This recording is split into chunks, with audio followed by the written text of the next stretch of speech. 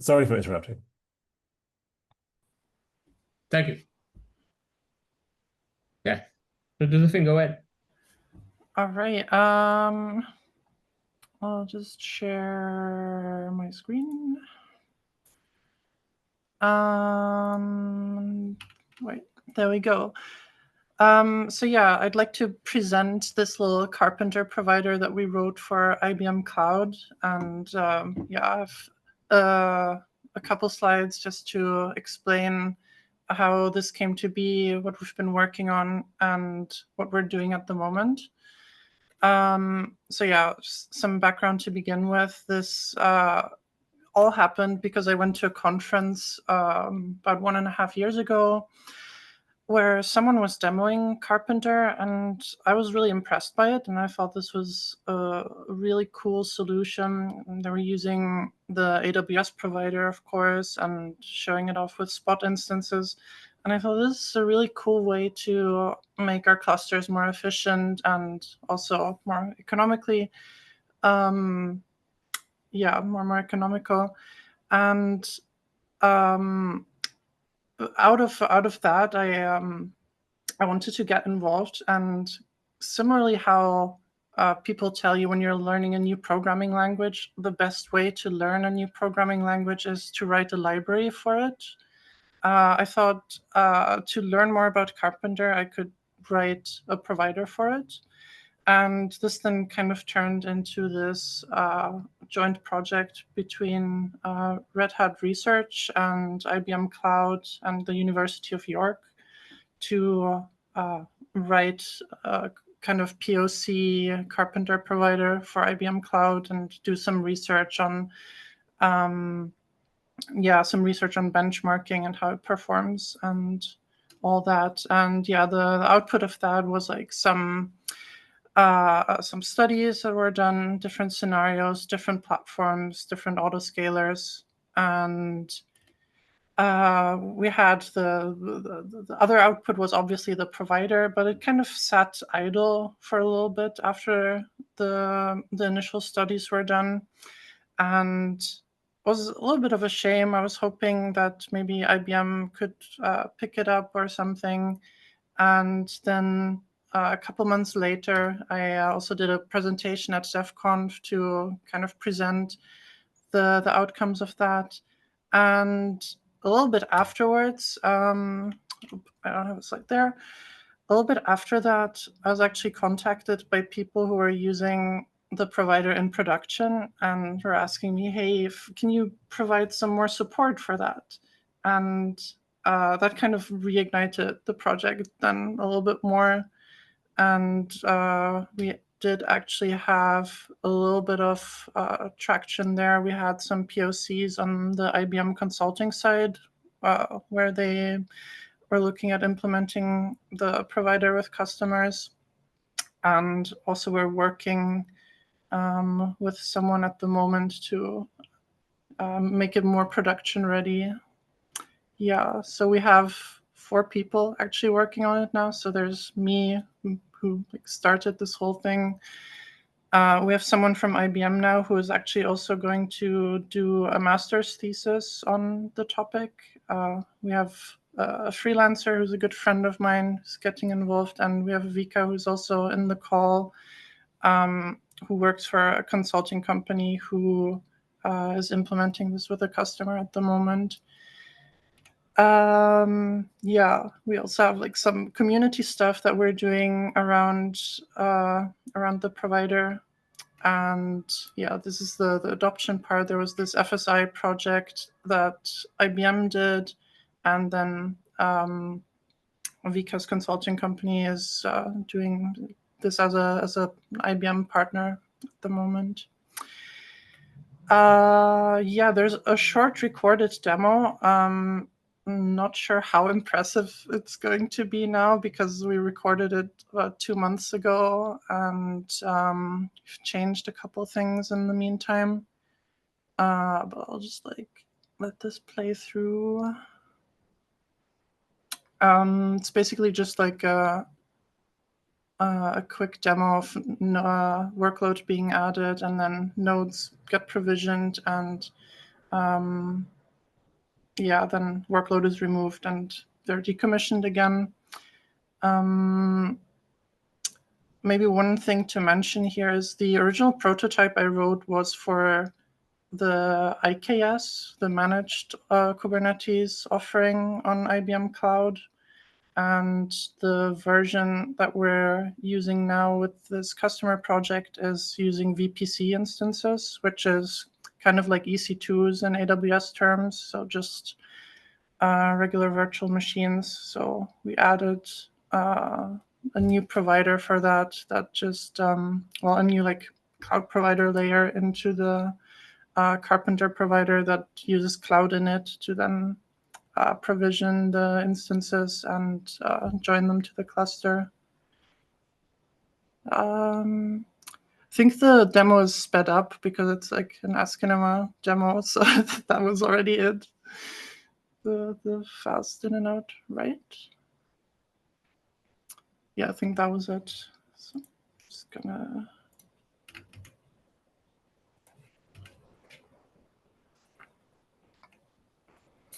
Yeah. So I in the initial project, I talked to Mike quite a bit because he was like the source of information on how to actually write a provider to me, because there wasn't a lot of documentation at the moment, and we were like already talking about maybe donating the project to the special interest group when it was done about a year ago.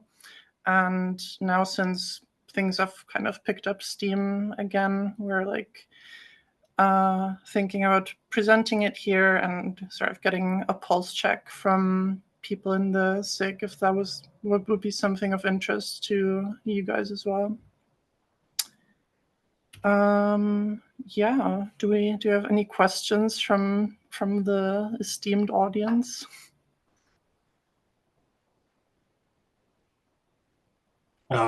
First of all, thank you, Josephine. That was a cool demo. And yeah, it's exciting to see more Carpenter providers being created. I think my question is more, this kind of goes into what I think Omar was talking about at the beginning. Adrian, sorry. This is where we might want the tech leads around because, yeah, when you get to the point where you'd like to propose this for adoption by SIG Autoscaling, I think that's where we're as a SIG, we'll have to kind of look at it and say, okay, what is I think these are the questions you should be prepared for, which are like, what does the maintainership look like right now? Kind of like, what is the health of the project? What are the expectations with respect to the SIG, like adopting this project? Because I think, it's very easy to see the SIG being able to sponsor this project, and then, we could get it into Kubernetes SIGs. But I think probably the SIG has limited time or limited resources right now to be able to do any sort of like, maintenance or follow up on it. So as long as the community is healthy and everything is probably okay. Yeah, sure. That's a very, very valid question. So I'm very actively working on it, and I'm working on onboarding more maintainers for it. So those 3 people that I also listed on there. It was kind of a hobby project for me at first, and now I'm like investing quite a bit of time into it still. My more long-term or medium-term goal would be to take a little bit of a step back and have the other maintainers work on it more actively, and then I can just take more of a code review type role in the project. Yeah, sounds cool. I would say like, maybe, definitely we should have a meeting, a SIG meeting here where when we have more of the maintainers around, if you want to talk about proposing the project for adoption. And I might recommend also, yeah, if you have thoughts about kind of the roadmap and the future of the project, you might consider putting that into the repo somewhere just to make it, make it easier for us to see like, okay, what's the status? Where are we going? Those kind of things. Quick question. As far as I know, Carpenter provider is not under the SIG, correct? I mean, AWS provider and Azure provider and GCP provider is not under the SIG. There are some that are under. Mike's is under the SIG. Right. So this is where it's going to get really complicated. So yes, the AWS and the Azure Carpenter providers those are not owned by Kubernetes SIGs. They're not owned by the CNCF. Those are owned by AWS and Azure respectively. Carpenter Core is Is owned under by the CNCF. That was donated and is, hosted by SIG Autoscaling. Carpenter Provider Cluster API, due to the tenuous relationship with SIG Cluster Lifecycle, is actually a project that is hosted by SIG Cluster Lifecycle. It's not hosted by SIG Autoscaling, but in this case, I think it's more appropriate for the Carpenter Provider IBM Cloud to be hosted by SIG Autoscaling. The reason we broke off and have the Carpenter CAPI provider owned by SIG Cluster Lifecycle is because we came out of the Cluster API community, and that's where we generated, like kind of the development and everything. But I think in this case, it probably makes more sense to propose it to SIG Autoscaling.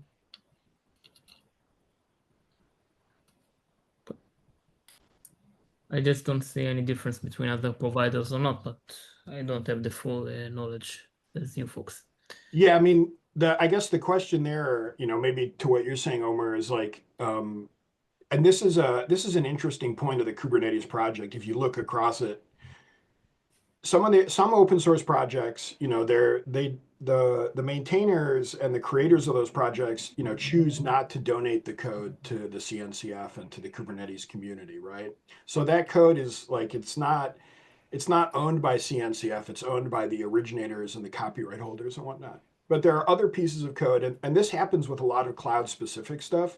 If you look at the cluster API providers and you look at the cloud controller managers that we have, you'll see that the CNCF does own like cloud controller AWS, cloud controller Azure, cloud controller IBM Cloud. I don't think IBM Cloud is owned by CNCF, but many of these repositories are in the Kubernetes SIGs or Kubernetes org, and they are owned by CNCF. Same thing with Cluster API. Cluster API AWS, Cluster API GCP, these are all owned by the CNCF. Some providers have come later to the project and written their own, like Cluster API or Cloud Controller or whatever. They choose not to donate it to the CNCF. So those projects are still held, they're open source, but they're owned by the copyright holders. So, the difference here is that, what Josephine is doing is coming forward and saying, okay, we've created this project, it's getting value for people, now we want to donate it to the CNCF so that the foundation can own it instead of it just being, in Josephine's personal, repo or maybe owned by IBM or something like that. So getting it into the foundation is like a big point here so that we can have collaborative, work on it in the future. Now, the reason I was asking about the health of the project and maintainership and everything is because, we like how many IBM cloud experts do we have in the room right now? Probably one. It's probably Josephine, like when I'm not this sure if I'm an expert, honestly. fair enough. But when this project becomes donated, then if SIG Autoscaling decides to take responsibility for it to host it, right? Then it's like at some level, SIG Autoscaling will own that code, right? So like the SIG Autoscaling maintainers would have ownership over the code at some level. And so then it becomes complex, right? Because it's like if the project's not healthy, we might have Carpenter experts here, Jonathan's in the room, but we don't necessarily have Carpenter IBM cloud experts. So who, like, if the project goes into disrepair or something, or, starts to bit rot, then is the SIG going to have to turn around and say, okay, we'd like to archive this project because there's no one who can work on it or, or whatever, right? So in the short term, that's kind of like the viewpoint here from my perspective. It's like if the project looks healthy, you've got some good contributors, you're making regular releases, you've got a roadmap, we can see where the project is going. It becomes much easier for the SIG then to say, you know what, this looks like something we would like to host. The CNCF will then, be granted ownership over the copyrights and everything, and and then we just go forward from there. So does that help at all, Omer? Does that answer kind of something? Yeah. Totally makes sense. Yeah, thank you. So I guess the best thing is to reach Jack and Guy and discuss it with them. Yeah, I think having a wider discussion, yeah, we'll probably need the tech leads and chairs and whatnot. Yeah. Is there any action I should take for this follow-up, or? Well, you might want to start reviewing the process for donating or for migrating a repository. I think that's done in the Kubernetes/Kates.io repository. So you might want to review some of that. You might also want to review your project repo. I haven't looked at it recently, but you might want to make sure that you've got like some, like something in the README that tells about the status of the project, kind of what versions it works with and whatnot. And then, anything you might have about roadmap or, make sure you have all the kind of the right, stuff in there, like the contributing docs and all that. I'm fairly confident you already have a lot of this stuff, but I'm just mentioning. So the migration process seems to take place in Kubernetes org. And I think if you look at the issues and search for repository migration, you can probably find an example. I don't know if there's documents that back that up, but I've recently seen one migrated. So I would probably start there and work backwards to see if you can find if there's a documented process. Yeah, and I think I've seen Mike's PRs before and Mike's tickets, so I can probably just use those as a template. Cool. Great, thank you.